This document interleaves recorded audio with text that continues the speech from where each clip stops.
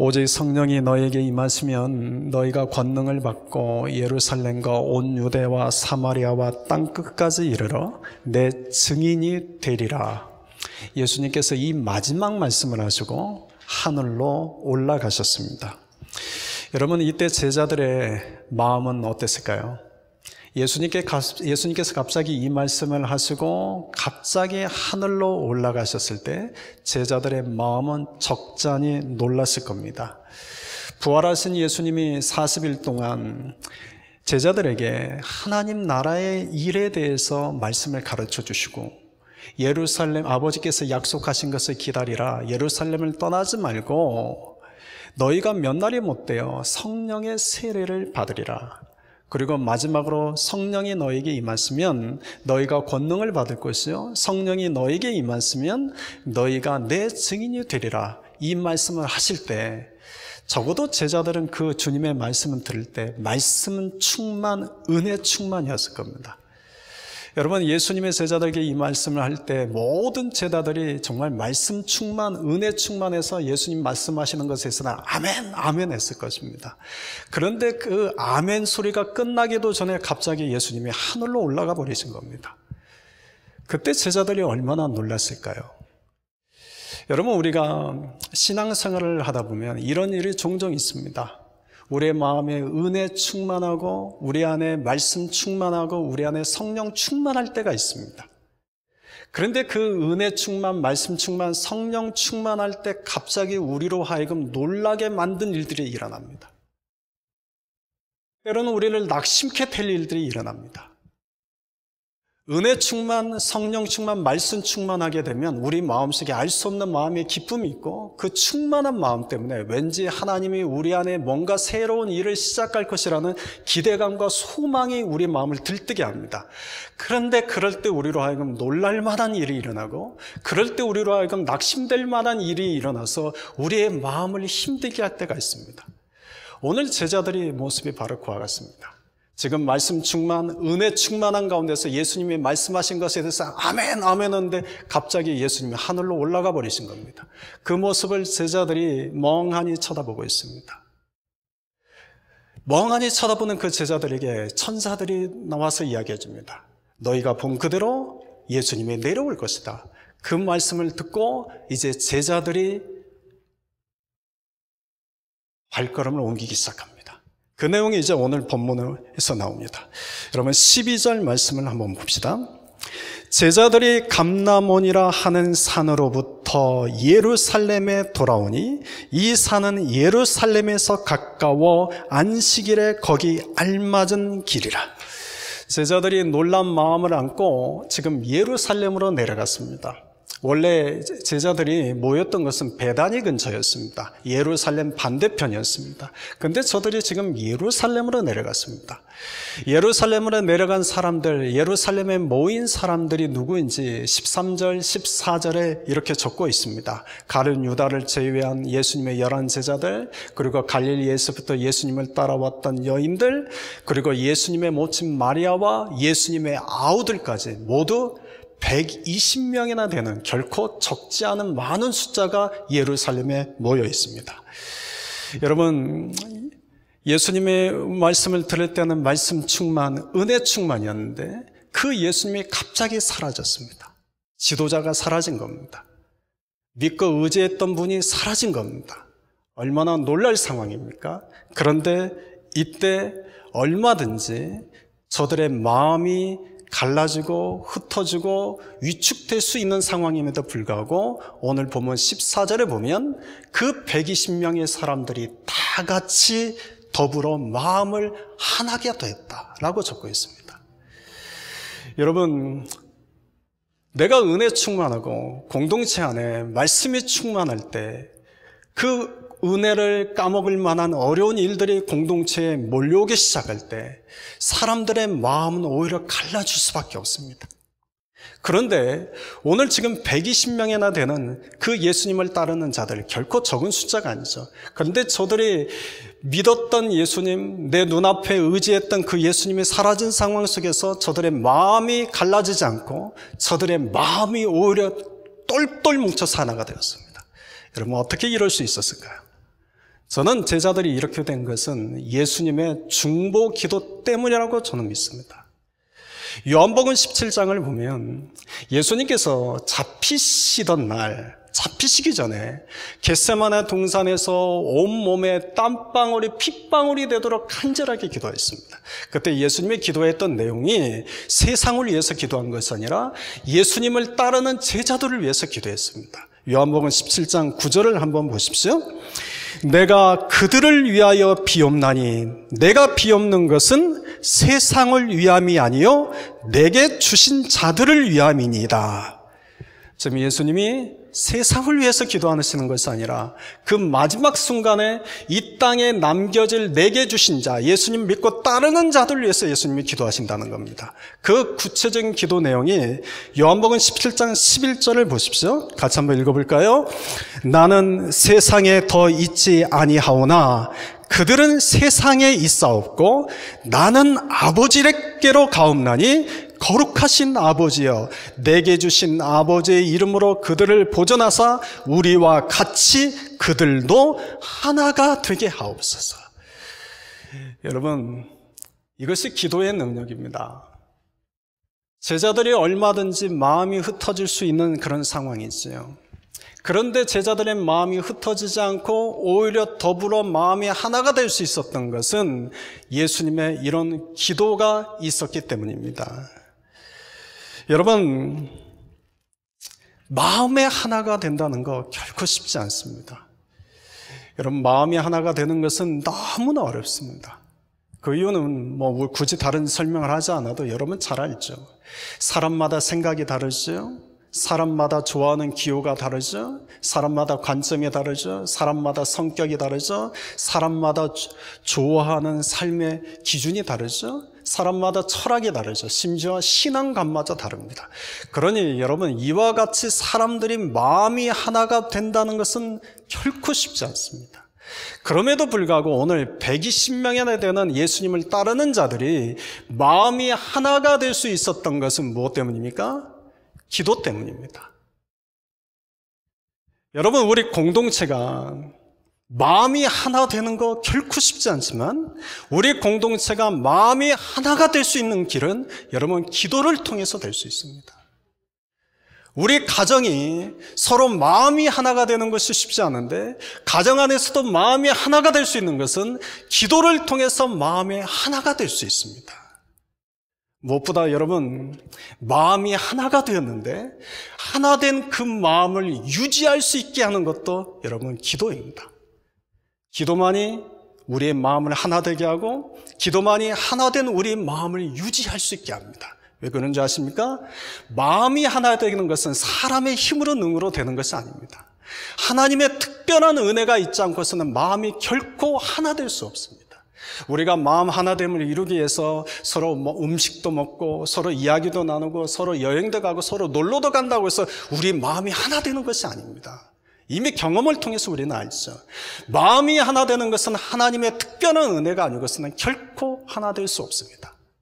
예수님의 땀방울이 핏방울이 되도록 제자들의 하나됨을 위해서 주님이 기도하셨기에 오늘 제자들, 그 120명이나 되는 그 많은 자들은 마음이 흩어지지 않고 하나 될 수 있었던 겁니다. 마음이 하나 된 제자들이 이제 무엇을 행했는지 오늘 본문에 세 가지를 말씀하고 있습니다.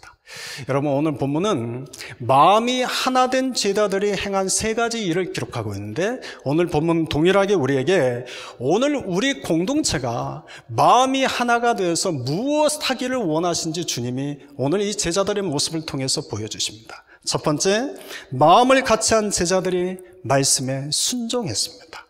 4절을 보면 예수님은 제자들에게 예루살렘을 떠나지 말라고 했습니다. 그 말씀대로 12절을 보면 예수님이 승천하신 이후에 제자들이 어디로 내려갔습니까? 예루살렘으로 갔습니다. 그런데 여러분, 이 예루살렘은 어떤 것입니까? 예루살렘은 예수님을 죽인 곳이요, 예루살렘은 제자들이 두려움 때문에 도망쳤던 곳입니다. 다시 말하면 이 예루살렘은 제자들에게 있어서는 죽음에 대한 공포가 있는 도시요, 두려움에 대한 트라우마가 있는 그런 도시입니다. 그래서 인간적으로 보면 예수님 지금 안 계시지 않습니까? 예수님이 계신다면 예수님이 끌고 가시면 따라가겠지만 예수님이 안 계신 상황 속에서 120명의 제자들이 모두 다 예루살렘으로 들어갈 수 있었던 것은 무엇 때문입니까? 예수님의 말씀에 순종해서 내려간 겁니다. 여러분, 우리의 마음이 하나가 되어 말씀에 순종하는 것이 중요합니다. 우리가 떠나야 할 때가 있고 머물러야 할 때가 있습니다. 나아가야 할 때가 있고 멈춰야 할 때가 있습니다. 열심히 일을 해야 될 때가 있고 잠깐 스탑해야 할 때가 있습니다. 여러분, 그 때를 결정하는 것은 무엇입니까? 하나님의 말씀입니다. 하나님이 떠나라고 말씀하시면 내가 떠나고 싶지 않아도 떠나가야 됩니다. 하나님께서 멈춰라고 했으면 나는 떠나고 싶어도 그 자리에 멈춰야 됩니다. 하나님의 말씀에 순종할 때 여러분, 하나님이 새로운 일을 시작하십니다. 성경에 보면 언제나 하나님이 새로운 일을 시작하실 때, 또 하나님께서 새로운 역사를 시작하실 때, 하나님께서 새로운 믿음의 일들을 행하실 때는 항상 그 시작은 순종에서부터 시작합니다. 여러분, 기억하십시오. 하나님의 새로운 일의 시작은 언제나 순종하는 데서부터 시작합니다. 아브라함에게 하나님께서 내 고향과 친척과 아버지의 집을 떠나 내가 너에게 보여줄 땅으로 가라 말씀하실 때 그 말씀에 순종함으로 새로운 믿음의 역사가 시작되었습니다. 예수님께서 12제자를 처음에 부르실 때 나를 따르라, 그 말씀에 제자들이 순종했을 때 그들의 제자로서의 새로운 인생이 시작되었습니다. 예루살렘을 떠나지 마라. 그것은 죽음의 공포가 있고 아직 두려움에 대한 트라우마가 해결되지 않은 그곳의 제자들끼리 그곳에 내려가서 떠나지 마라. 그 말씀에 제자들이 순종했을 때 그곳에서부터 새로운 사도행전의 시대가 시작되었습니다. 새로운 교회의 역사가 시작되었고 새로운 성령의 시대가 시작되었습니다.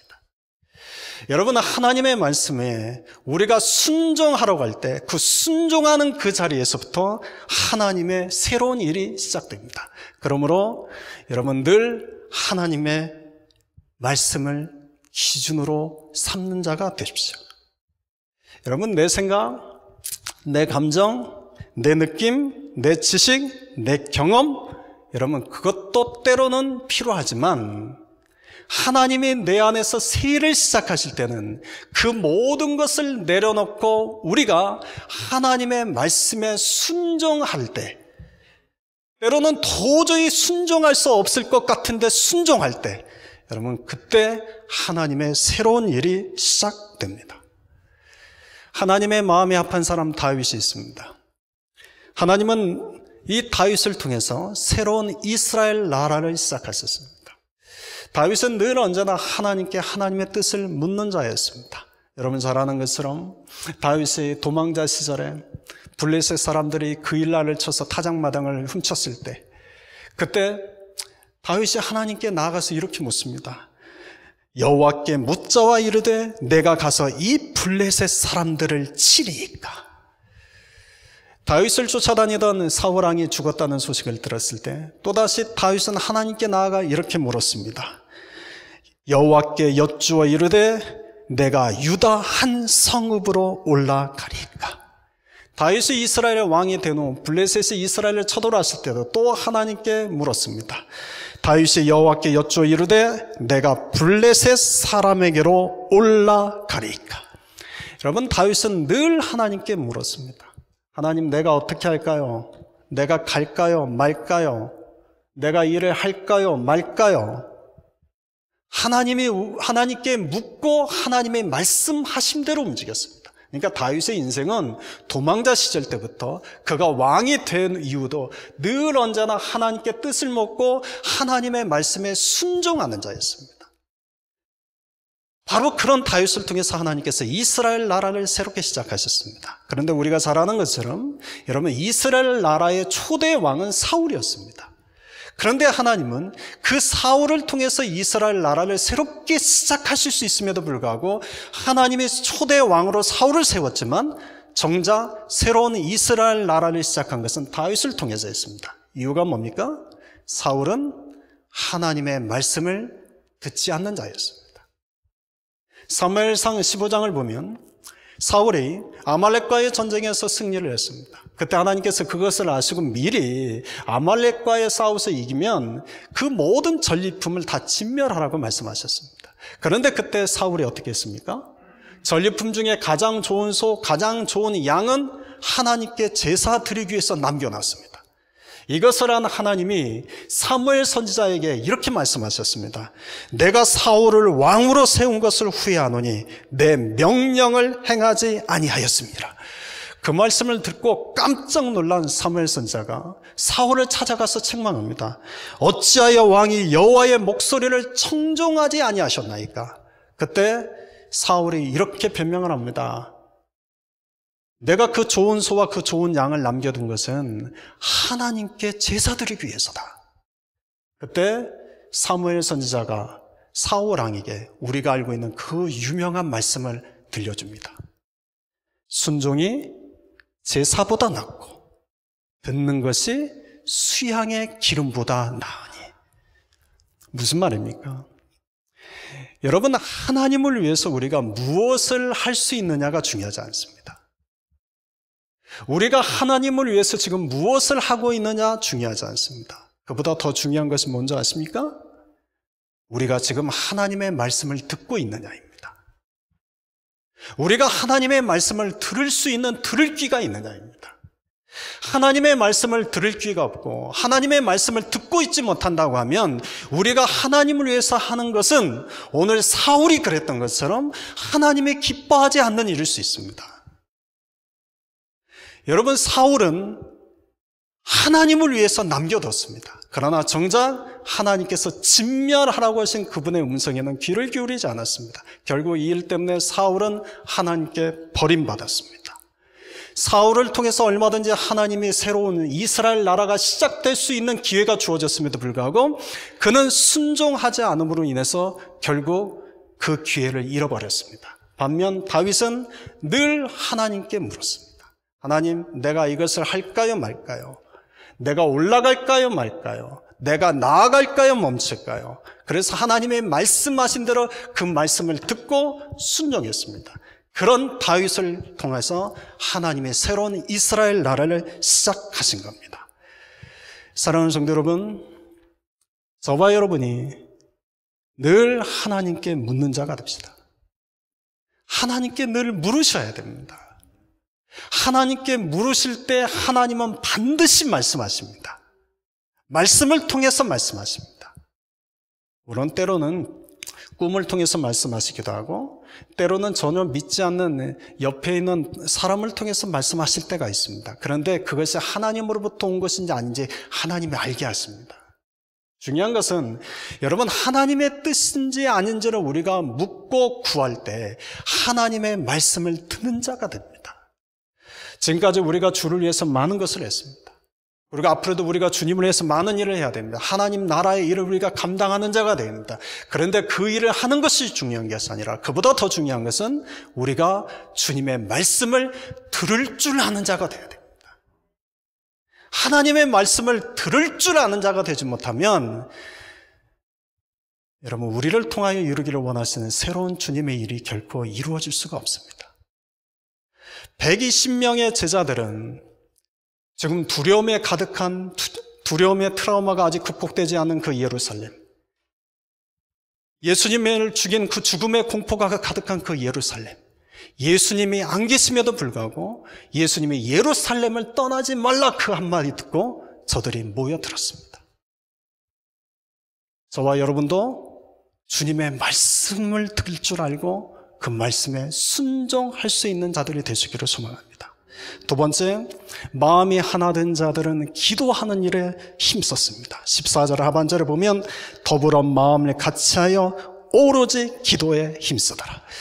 여러분, 마음을 하나가 되어 우리가 함께 기도할 때 중요한 것은 무엇을 위해 기도하느냐입니다. 120명의 제자들이 각자 자기 기도 제목을 가져가서 각자 자기가 원하는 기도를 하나님께 올리는 것도 의미가 있죠.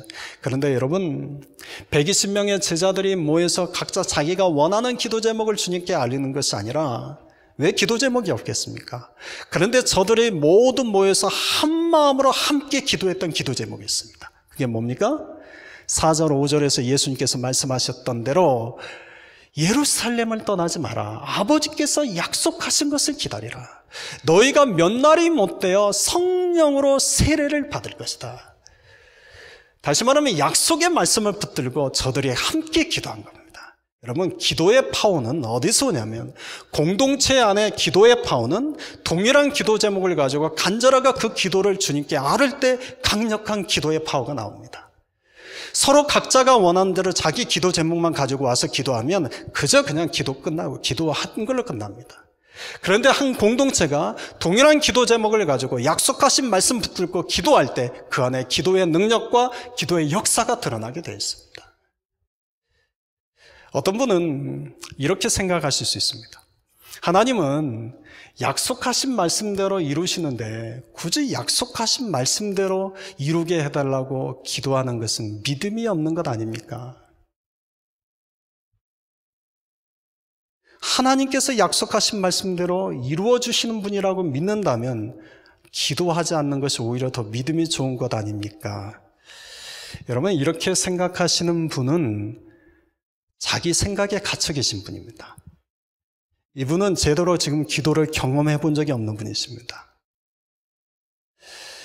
오히려 또 다른 말로 하면 이분은 기도 잘하지 않는 분이십니다. 여러분, 기도를 하고 기도를 경험하고 기도 안에 들어가서 그분의 은혜를 아는 사람은 오늘 이 말씀 앞에 결코 아버지께서 어차피 하실 것인데 그 믿음 없는 사람들은 기도하는 것 아닌가, 그런 반응이 나오시죠. 이스라엘 백성들이 바벨론 포로에 끌려가 있을 때였습니다. 그때 하나님께서 에스겔 선지자를 통해서 내가 너희를 다시 예루살렘으로 돌아가게 할 것이다. 내가 새 영을 너희에게 부어주어 너희가 내 율례를 지키게 할 것이다. 황폐하고 무너진 이스라엘과 예루살렘을 내가 다시 회복시켜 주실 것이다. 이 약속의 말씀을 하신 후에 마지막으로 하나님의 에스겔 선지자를 통해서 이스라엘 백성들에게 하신 이야기가 에스겔서 36장 37절입니다. 우리 같이 한번 읽어볼까요? 주 여호와께서 이같이 말씀하셨느니라. 그래도 이스라엘 족속이 이같이 자기들에게 이루어 주기를 내게 구하여야 할지라. 아멘. 여러분, 기도는 내가 원하는 것을 하나님께 요청하는 시간을 의미하는 것이 아닙니다. 물론 내가 원하는 것을 하나님께 아뢰는 시간이 기도 맞습니다. 그런데 진정한 기도의 의미는 기도를 통해서 그 기도 시간에 하나님과 내가 영적인 친밀함을 나누는 시간입니다. 하나님께서 약속하신 말씀을 우리가 믿지 못해서 너희가 그래도 기도해야 된다, 이 말씀하신 것이 아니라 기도를 통해서 기도하는 그 시간 하나님과 우리 사이의 영적인 친밀함을 그분이 나누기를 원하시기 때문에 그래도 기도해야 된다라고 말씀하시는 겁니다. 오늘 머더스데이죠? 자녀들이 선물을 주기도 하고 또 음식을 대접하기도 하고 또 멀리 있는 자녀는 전화도 하기도 하고 그러죠. 그런데 여러분, 부모들이 정말 원하는 것은 무엇입니까? 부모들이 원하는 것은 자식들이 나에게 맛있는 식사를 사주거나 자녀들이 나에게 좋은 선물을 주는 것, 이것이 부모들이 원하는 것은 아니죠. 그 부모들이 원하는 것은 자식들이 어렵더라도 찾아와서 나와 함께 시간을 보내주는 겁니다. 물론 부모는 늘 자식들 생각 때문에 그렇게 오면 오히려 자식들을 내보내죠. 야, 너희도 바쁜데 빨리 가라. 여러분, 우리 마음속에 말로는 그렇게 하지만 우리 마음은 그 자녀들이 조금이라도 나와 더 함께 있는 것이 여러분 기쁘지 않습니까? 저도 아이들을 키워보니까 이것을 알겠습니다. 제게 세 아들이 있는데 첫째와 둘째 아이들은 사춘기가 되어서 지가 뭔가 원할 때만 저한테 찾아와서 요청합니다. 아빠, 나 이거 해줘. 아빠, 나 이거 사줘. 아빠, 나 이거 원해. 지가 필요할 때만 저한테 찾아옵니다. 그런데 제 막내 아들은 늘 저한테 와서 몸을 비비고 제 어깨를 주물러주고 시시콜콜한 이야기를 저한테 다 들려줍니다. 아빠, 형아가 이랬네? 아빠, 엄마가 이랬어. 뭐 다 이야기해 줍니다. 그래서 제 방에 늘 언제나 자주 찾아오는 건 제 막내 아들입니다. 그런데 그 막내 아들이 그렇게 찾아오는 것이 저는 너무 좋습니다. 하나님 아버지도 마찬가지가 아닐까요? 우리가 하나님께 내가 원하는 것만 있을 때 찾아가서 아버지, 나 이거 필요해요. 이거 들어주셔야 돼요. 물론 그러다 하나님 기뻐하시죠. 저는 제 첫째, 둘째 아들이 그렇게 와서 저한테 요청하는 것도 기쁩니다. 왜냐하면 저 아버지로 인정해 주는 것 때문에 저는 그게 기쁩니다. 그러나 진정한 기쁨은 저 첫째 아들도 둘째 아들도 제 막내 아들처럼 저한테 와서 살갑게 몸을 비비기도 하고 제 어깨도 주물러 주기도 하고 아빠 오늘 학교에서 이런 일이 있었는데 하고 시시콜콜 이야기해 주는 저는 그걸 저는 그걸 기대합니다. 하나님도 그러실 겁니다. 여러분, 하나님은 우리에게 우리가 몰라서 기도하라고 하시는 것이 아니라 우리가 무엇이 있어야 될지 하나님이 몰라서 하나님께서 기도하라고 하신 것이 아니라 기도하는 그 시간을 우리가 사모하고 하나님께 나아가서 하나님과 그 영적인 나눔을 드리는 그 시간들을 하나님이 기뻐하시기 때문입니다. 여러분, 하나님은 우리가 하나님께 기도하는 자리에 나오는 것을 너무나 기뻐합니다. 그런데 때로는 우리가 가는 게 너무나 어려운 것은 기도하는 자리에 나가면 내가 무엇을 말해야 될지 모르기 때문이죠.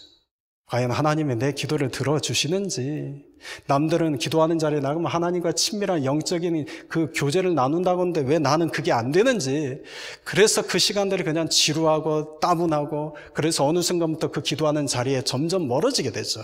근데 여러분, 그래도 믿음으로 그 자리에 나가 보십시오. 어느 순간 하나님이 나와 그 기도 안에서 깊은 영적인 친밀감을 나누시는 것을 경험하게 됐습니다.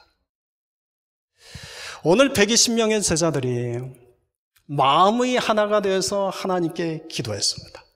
아버지께서 약속하신 것을 기다리기 위해서 기도했습니다. 그런데 여러분, 이때 제자들은 어떻게 기도했을까요? 침묵 기도했을까요? 통성 기도했을까요? 이들을 점잖게 기도했을까요? 온몸을 흔들며 온몸에 땀으로 가득할 정도로 열정적으로 기도했을까요? 여러분, 이때 이들이 어떻게 기도했을까요? 여러분, 혹시 예루살렘 통곡의 벽 앞에서 유대인들이 기도하는 모습을 혹시 보신 적 있습니까? 가끔 텔레비전 같은 데 이런 게 보면 여러분, 예루살렘 통곡의 벽 앞에서 유대인들이 기도하는 것은 결코 점잖게 기도하지 않습니다. 침묵 기도하지 않습니다. 저들이 오히려 소리를 내면서 크게 기도하고 온몸을 흔들면서 기도하고 손을 하늘을 향하여 하나님께 온몸에 땀이 젖을 정도로 열정적으로 기도합니다. 그래서 저는 그 유대인들을 보면서 야, 하나님이 왜 한국 교회에 새벽기도 그 다음에 금요 차례 이런 것들을 허락하셨는지 이유를 알겠다. 한국 사람들하고 유대인들하고 기도하는 데 있어서 비슷한 점이 있습니다. 아마 120명의 이 제자들 역시도 결코 침묵으로 기도하지 않았을 겁니다. 점잖게 기도하지 않았을 겁니다. 크게 소리내면서 기도했을 것이고, 어떤 제자들은 몸을 흔들면서 기도했을 것이고, 어떤 제자들은 땅을 치면서 기도했을지 모르고, 어떤 제자는 자리에 일어나서 발을 구르며 기도했을지 모르고, 어떤 제자들은 손뼉을 치며 기도했을지 모르고, 어떤 제자들은 온몸에 땀이 젖을 정도로 열광적으로 기도했을지 모릅니다. 오늘 본문의 120명의 제자들이 오로지 기도에 힘쓰니라. 여러분, 이 오로지라는 단어가 꼭 간절하게 기도했다는 겁니다. 여러분, 정말 내 마음에 간절함이 생기면 그 간절함이 내 몸으로 드러나게 되어 있습니다. 여러분, 내 마음에 정말 간절해 보십시오. 내 몸에 간절하면 나도 모르게 목소리가 커집니다. 내 마음에 정말 간절함이 있으면 나도 모르게 내 몸을 흔듭니다. 내 마음에 간절함이 있으면 기도할 때 내 온몸에 정말 땀으로 젖을 만큼 열정적으로 기도하게 되어 있습니다. 간절함이 있기 때문입니다. 우리는 흔히 수준 있는 것, 교양 있는 것을 좋아합니다. 그래서 신앙도 수준 있게 해야 되고 기도도 수준 있게 해야 된다고 생각합니다. 근데 여러분, 수준 있는 기도가 뭡니까? 여러분, 수준 있게 기도한다는 것은 과연 어떤 의미입니까?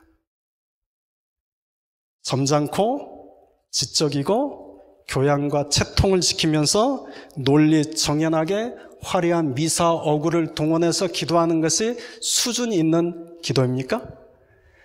여러분, 그건 사람들의 기준입니다. 그건 사람들의 생각입니다. 근데 기도는 사람이 받는 것이 아니라 하나님이 받으시는 겁니다. 하나님이 생각하시는 수준 있는 기도는 여러분, 그런 기도가 아니라 간절하게 주님께 부르짖는 기도입니다. 정말 간절함으로 드리는 기도를 주님이 그걸 수준 있는 기도로 들으십니다. 하나님 앞에서 여러분, 인간적인 체면이 무엇이 중요합니까? 하나님 앞에서 인간적인 지적인 모습, 교양 있는 모습, 채통, 그게 무슨 의미가 있습니까? 오히려 그런 모습을 하나님 앞에 다 내려놓고 간절하게, 때로는 어린아이처럼 부르짖고 때로는 어린아이처럼 하나님께 보치기도 하고, 여러분, 간절함으로 그렇게 기도하는 것이 수준 있는 기도입니다. 다윗이 여호와의 궤를 예루살렘으로 옮길 때였습니다. 다윗이 하나님의 궤를 예루살렘 성으로 옮기는 것이 너무나 기뻐서 여호와 앞에서 춤을 추었습니다. 그런데 힘을 다하여 춤을 췄습니다. 옷이 벗겨진 줄 모르고 힘을 다하여 춤을 췄습니다. 다시 말하면 힘을 다하여 열정적으로 기도한 겁니다. 그런데 그 모습을 본 미갈이 채통 없고 교양 없고 왕으로서 어떻게 처할 수 있나 하고 마음의 심중에 업신여겼습니다. 여러분, 다윗과 미갈 중에 누가 하나님 앞에 수준 있는 자입니까? 하나님 앞에서 어린아이처럼 옷이 벗겨진지 모르고 힘을 다하여 춤을 췄던 다윗이 수준이 낮은 자입니까? 그런 다윗을 보고 교양 없고 채통 없이 어떻게 저렇게 할 수 있어? 라고 마음에 업신여겼던 미갈이 수준이 높은 자입니까? 여러분, 우리가 착각해서는 안 됩니다. 진정한 영적인 수준은 내 자아를 지키는 데 있는 것이 아니라 내 자아를 주님께 내려놓는 데 있습니다. 진정한 영적인 수준은 내가 가지고 있는 나의 생각과 내 사회적 통념을 유지하면서 있는 것이 아니라 주님의 십자가에 그것을 못 박는 데 있습니다. 하나님이심에도 불구하고 하나님과 동등됨으로 여기지 아니하시고 사람의 몸을 취해서 내려온 것이 예수님의 진정한 영적 수준입니다. 마찬가지로 우리가 주님 앞에 진정한 영적인 수준은 여러분, 그분 앞에서 어린아이가 되는 것입니다. 간절함으로 나의 모든 것을 다 내려놓고 그 주님을 바라보는 것입니다. 그것이 진정한 영적 수준입니다. 120명의 제자들은 정말 간절하게 기도했습니다. 근데 여러분, 오늘날 우리 기도 많이 합니다. 우리가 기도 많이 하는데 오늘날 우리가 잃어버린 것은 무엇인지 아십니까? 오늘날 우리가 기도 많이 하는데 우리가 잃어버린 것 중에 하나는 기도의 간절함을 잃어버렸습니다. 여러분, 간절함이 없는 기도는 주문이 됩니다. 간절함이 없는 기도는 형식이 됩니다. 우리가 아무리 화려한 미사어구를 동원해서 교양과 채통을 지키며 점잖게 사람들의 귀에 들을기에 아주 그럴듯한 기도를 한다 할지라도 간절함이 없는 기도는 쓰레기통에 버려지는 화려한 광고 전단지와 같습니다. 여러분, 오늘 우리가 기도를 하면서도 불구하고 이 간절함이 사라졌다면 오늘 말씀을 통해서 우리가 다시 청정해야 됩니다. 정말 바라기는 우리 안에 다시 이 간절함의 기도가 회복될 수 있기를 소망합니다. 간절함으로 하나님께 어린아이처럼, 때로는 어린아이처럼 정말 수준 있는 기도를 주님 앞에 드릴 수 있는 저와 여러분이 될 수 있기를 소망합니다. 세 번째, 마음이 하나가 된 제자들은 새로운 제자를 뽑았습니다. 13절을 보면 예수님의 11제자의 이름이 나열되어 있습니다. 성경에는 예수님의 제자들의 이름이 나열된 곳이 모두 4군데인데 마태복음 10장 2절 이하, 마가복음 3장 16절 이하, 누가복음 6장 14절 이하, 그리고 오늘 본문에 있습니다. 그런데 이 예수님의 제자들의 이름이 나열된 곳에는 한 가지 공통된 특징이 있는데, 그것은 베드로라는 이름으로부터 시작해서 마지막은 가룟 유다로 끝이 납니다. 중간에 있는 제자들의 이름은 섞이기도 하고 이름이 틀리기도 하고 순서가 바뀌어지기도 하는데, 베드로라는 이름으로부터 시작해서 가룟 유다로 끝나는 것은 어디든 똑같습니다. 그런데 오늘 본문에는 베드로라는 이름으로 시작했는데 가룟 유다가 없습니다. 이 가룟 유다는 우리가 잘 아는 것처럼 은 30냥을 받고 예수님을 팔아넘겼습니다. 마태복음 27장 5절 이하를 보면 가룟 유다가 예수님을 판 것이 너무나 죄책감이 일어서 그 받은 은 30냥을 가지고 도로 대제사장과 장로들을 찾아가서 돌려줍니다. 그리고 나서 그 죄책감을 이기지 못하고 스스로 목매달아 죽게 됩니다. 그런데 대제사장들과 장로들이 유다가 가지고 있는 그 돈을 더러운 돈이라 여기서 다시 성전 금고에 집어넣을 수가 없었습니다. 그래서 그 돈을 가지고 나그네들의 묘지를 샀습니다. 그리고 예루살렘에 있는 사람들에게 이 밭을 산 것은 가룟 유다요, 가룟 유다가 이 밭에서 목을 매 바닥에 떨어져 배가 터져 죽었다라고 소문을 냈습니다. 그래서 오늘 보면 18절 이하 19절을 보면 당시 예루살렘에 사는 모든 사람들은 가룟 유다가 예수님에게 돈을 받고 산 돈으로 이 묘지를 샀고, 그 묘지에서 자살하다가 결국 배가 터져 죽어서 그 묘지를 일컬어서 아겔다마, 피밭이라고 불렀습니다. 그런데 15절을 보십시오. 120명의 제자들이 모여서 같이 기도하고 있는데 베드로가 갑자기 일어나서 이 가룟 유다에 대한 이야기를 꺼낸 겁니다. 그 이유가 뭘까요? 20절에 보면 베드로의 마음에 하나님이 말씀이 생각났기 때문입니다. 가룟 유다가 죽은 것은 마땅한 일인데 12제자들이 각각 자기가 맡은 직무가 있는데 그 직무 중에 하나는 가룟 유다가 죽었으니 시편 109편 8절에 나온 말씀처럼 그의 직분을 타인이 취하게 하소서라는 그 말씀이 생각난 겁니다. 여러분, 우리도 그럴 때 있지 않습니까? 우리가 하나님 앞에 뭔가를 작정하고 함께 기도할 때 하나님이 우리 안에 있는 연약함들을 생각나게 하십니다. 우리가 하나님에 대한 기대감을 가지고 우리가 함께 마음을 모아 우리가 기도하며 나갈 때 하나님께서 우리 안에 부족함이 무엇인지를 생각나게 하실 때가 있습니다. 여러분, 그럴 때는 오늘 베드로처럼 잠깐 기도를 멈추고 여러분 그 문제를 해결하셔야 됩니다. 하나님께서 우리에게 기도하는 가운데 생각난 것이 있다면 여러분 그것을 먼저 해결하고 돌아가야 됩니다. 그래서 빈 자리를 채우기 위해서 12번째 사도를 선출하기 시작합니다. 21절과 22절을 보면 새로운 사도가 될 수 있는 자격을 적고 있습니다. 이러함으로 요한의 세례로부터 우리 가운데서 올려져 가신 날까지 주 예수께서 우리 가운데 출입하실 때에 항상 우리와 함께 다니던 사람 중에 하나를 세워.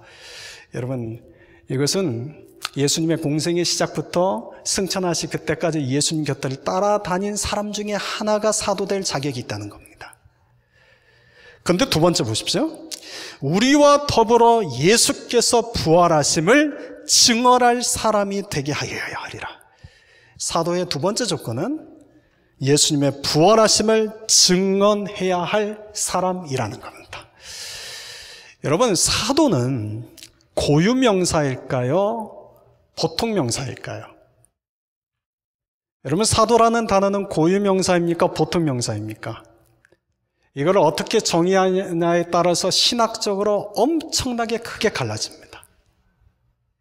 사도를 고유명사로 여긴다고 하면 사도는 이 12제자 이외에는 더 이상 사도는 존재할 수가 없습니다.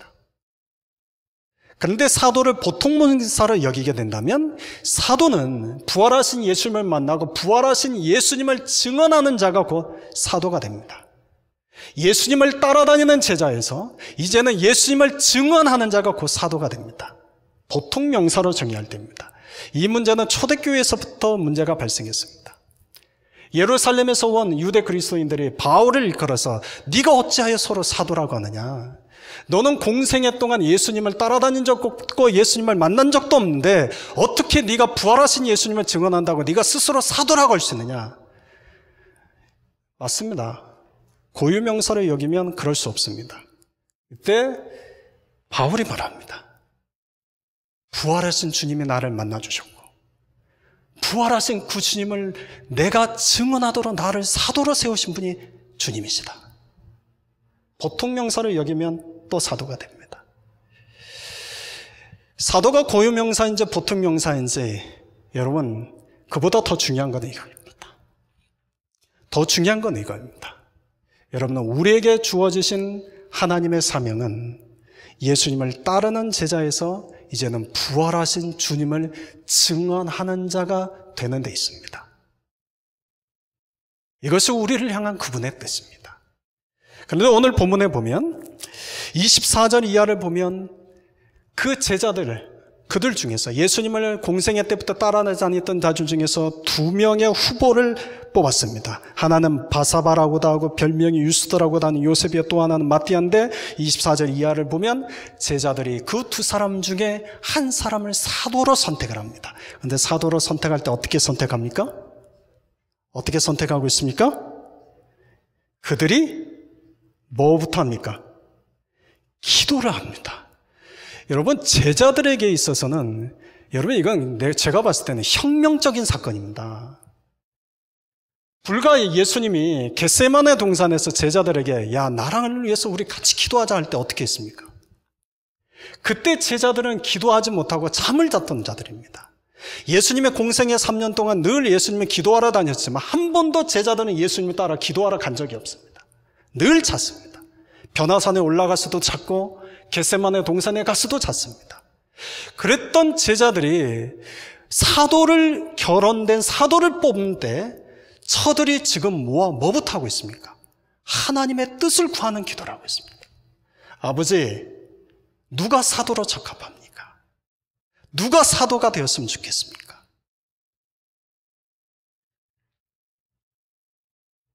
여러분이 이런 제자들을 통해서 하나님의 새로운 역사가 지금 시작되고 있습니다. 여러분, 하나님의 새로운 역사의 시작은 제가 좀 전에 말씀드렸죠? 우리가 주님의 뜻을 구하고 주님의 말씀에 귀를 기울일 줄 알고 순종할 때 하나님 나라의 새로운 일이 시작된다고 말씀드렸죠. 지금 제자들의 마음이 어떻습니까? 이제는 주님께 기도할 줄 아는 자들이 되었습니다. 하나님의 뜻을 구할 줄 아는 자가 되었습니다. 하나님의 말씀을 들을 줄 아는 자가 되었습니다. 제비를 뽑았습니다. 그리고 마띠아를 선택했습니다. 1장은 이렇게 해서 끝이 납니다. 사도행전 1장은 이렇게 해서 끝이 납니다. 그리고 이제 사도행전 2장에 넘어가면 새로운 주님의 역사가 시작되기 시작합니다. 여러분, 새로운 주님의 역사가 시작되기 전에 하나님이 제자들을 어떻게 지금 다루어 가셨는지 여러분 우리가 깨달을 수 있죠. 그 전에 제자들은 마음이 하나 되지 않았던 자들입니다. 늘 싸웠던 자들입니다. 전에 그들은 하나님의 음성을 들을 수 없는 자들이었습니다. 늘 주님의 음성을 듣고도 딴소리하는 자들이었습니다. 저들은 주님께 간절하게 기도하지 못하던 자들이었습니다. 늘 기도하는 자리에 가면 자기 바빴던 자들이었습니다. 그랬던 그들이 하나님 나라의 새로운 일이 시작되기 전에 저들의 마음이 하나가 되었습니다. 그리고 저들의 말씀에 순종할 줄 아는 자가 되었습니다. 마음을 다하여 기도할 줄 아는 자가 되었습니다. 기도하다가 주님의 깨닫게 하시는 음성에 민감하게 반응해서 그렇지, 이 문제 먼저 해결해야지. 이 문제 먼저 해결하지 않고는 하나님이 일하실 수 없구나. 이 문제 먼저 해결해야지. 민감하게 반응할 줄 아는 자들이 되었습니다. 주님께서 오늘 우리에게 이 말씀을 주신 것은 주님이 우리 공동체의 이와 같은 것을 원하신다고 저는 믿습니다. 사랑하는 성도 여러분, 우리 공동체가 주님 안에서 마음이 하나 되는 공동체가 될 수 있기를 여러분 함께 기도해 주십시오. 우리가 마음이 하나가 되어 하나님의 말씀을 들을 줄 아는 그런 공동체가 되기를 위해서 기도합시다. 그리고 우리가 기도할 때 여러분 그냥 점잖게 기도 침묵기도 하셔도 됩니다, 때로는. 그러나 정말 우리 안에 간절함이 있는 기도를 했으길 소망합니다. 우리 안에 정말 간절함이 있어서 주님이 약속하신 말씀을 붙잡고 여러분 주님께 나아가 기도하는 우리 공동체가 되기를 소망합니다. 무엇보다도 우리 공동체 가운데 하나님이 때로는 말씀을 통해서, 때로는 기도하는 가운데, 때로는 말씀을 묵상할 때 너희들이 이것 먼저 해결해야 될 것 같은데 너희들이 이것이 먼저 해결돼야 될 것 같다 라고 말씀하실 때 주님 그것 먼저 해결하고 오겠습니다. 우리 공동체에 아프신 분들이 있죠.